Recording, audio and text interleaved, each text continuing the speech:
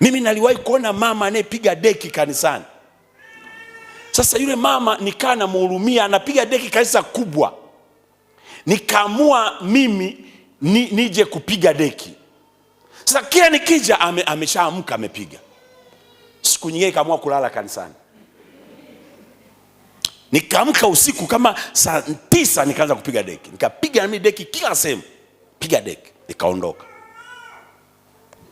Mama alipokuja akakuta pemepigwa deki, pemepangwa.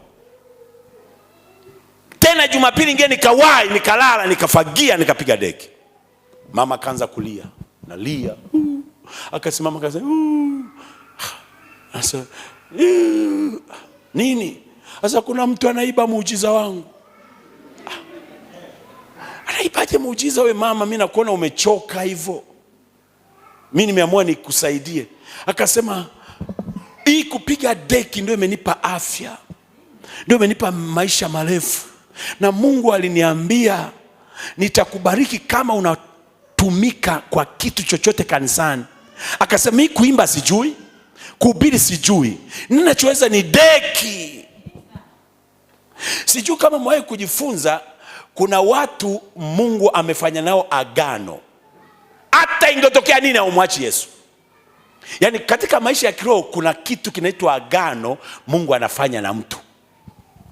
Mungu alifanya agano na Samsoni kwenye nywele. Ndio maana kuna wakati unajikuuliza, mbona Samsoni alikuwa nazini? Agano yake ilikuwa hapa. Ukinyoa nywele. Mungu alifanya agano na Ibrahimu, agano yake ni kutailiwa.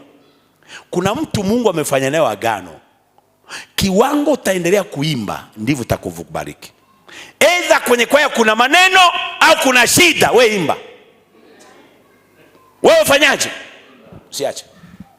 Uzima wangu uko kwenye nyimbo. Sio kama unataka kunielewa. Uzima wangu uko kwenye nyimbo. Kuna mtu Mungu amefanya agano ili nisimame na wewe ubili niletee watu kwa Yesu.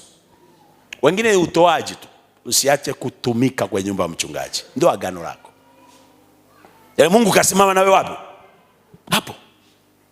Kwa Mungu huangalia kile kitu ameagana na wewe. Huyu mama anasema, Mungu aliniambia nifanye kitu kanisani ili niwe na maisha marefu. Na nikachagua kuimba siwezi, kuhubiri siwezi, ila kupiga deki naweza. Kwa nikajitolea Jumapili